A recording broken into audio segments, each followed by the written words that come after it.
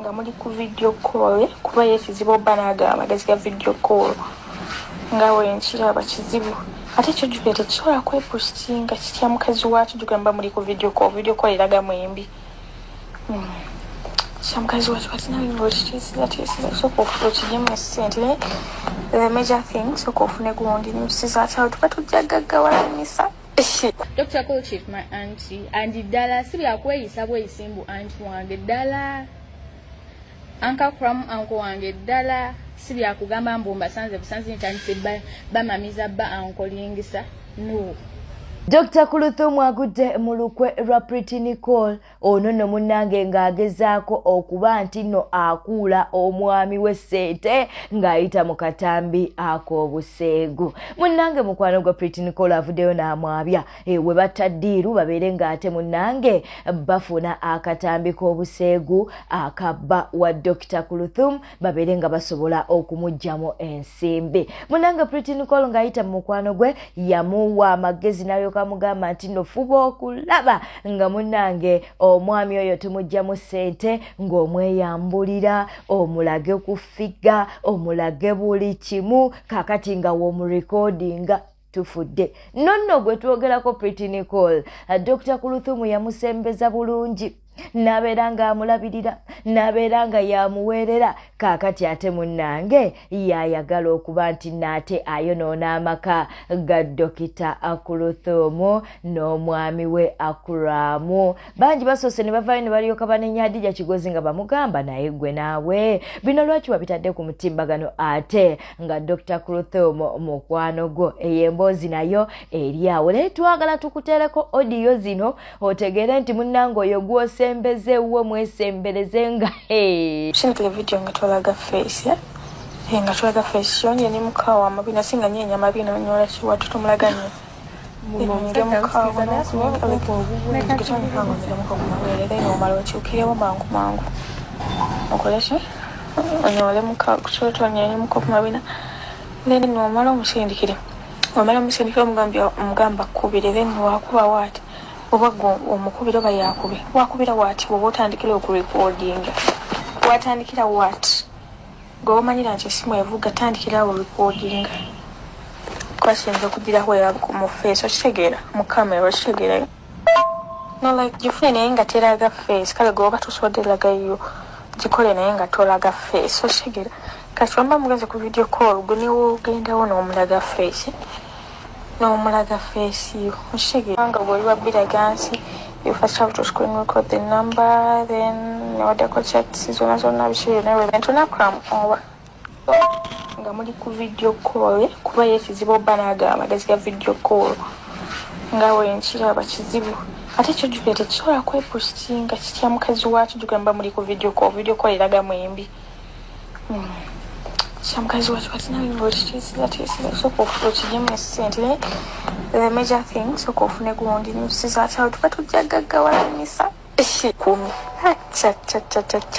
ekituufu ate ebyo nga bigenda nyumanisha nga muli ku video call ngeno waire kuba hanjo nisha tuba tumuyina mu 10 kanti bagamba mu 5 fe tuba tumuyina mu 10 Gwengali ku video call ngeno yekuba mama nishe tetusula chance ogaga baffe buli awo. Subscribing, liking, atereko bakabwa mu comment section.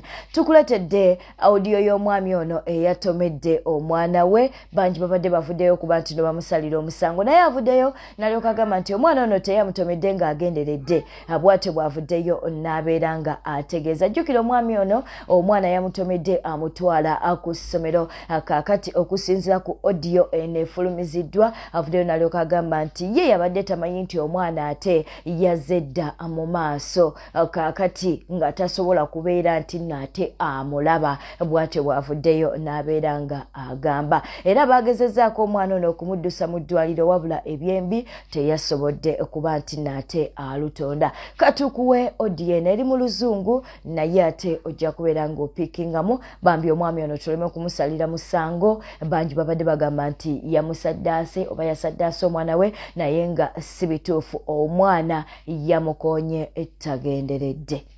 He told me I need to go and give back this cap to mommy, and also clean up my shoes because my shoes are dirty. Then I told him, it's okay, you can go. So I waited a moment. I was inside with the little one in the car. I put him in the back car seat.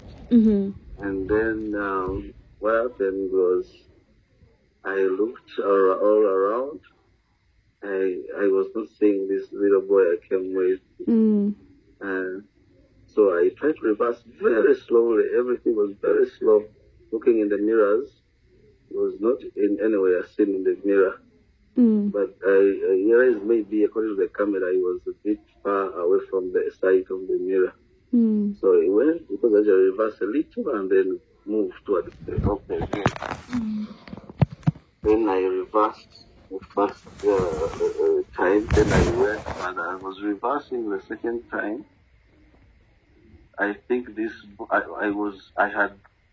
was not using a mirror. I was putting my eyes behind on the little boy in the back seat and looking through the glasses to where I'm going to reverse because there was a veranda of the house so that I don't knock it.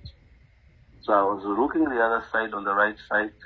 According to the camera, this boy runs on the opposite side in the left and goes on the rear side in the blind spot. Then as I go to the drive, move very slowly. It was a slow move because I'm always so careful. Move very slowly. Then all of a sudden I feel like I'm hitting something like a stone. Yes. Hard. Because you stopped when you look at that video. Yeah, I stopped immediately because I'm always so careful when driving. Very careful. And I said, maybe let me reverse again. Let me reverse and go look what am I stepping on. Then behold, I find the little boy lying down. I have not seen him anywhere in my eyesight. So that's how the incident happened. And from there, I rushed him to the nearest facility. There was a facility they could not manage. We got an ambulance, immediately rushed to Ruwaga. And in about an hour, the baby was gone.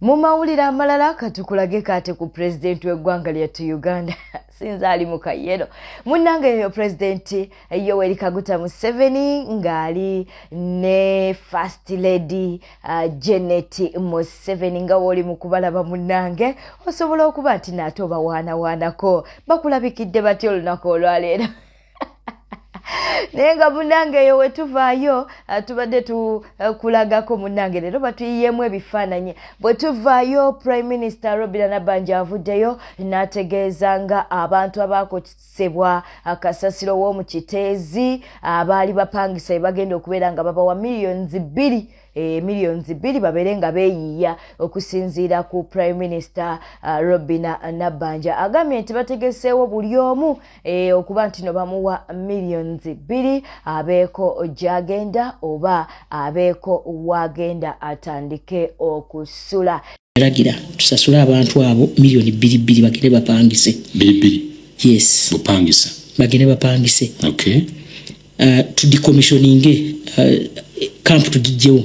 Zino 2 zipangisa kumala bangachi.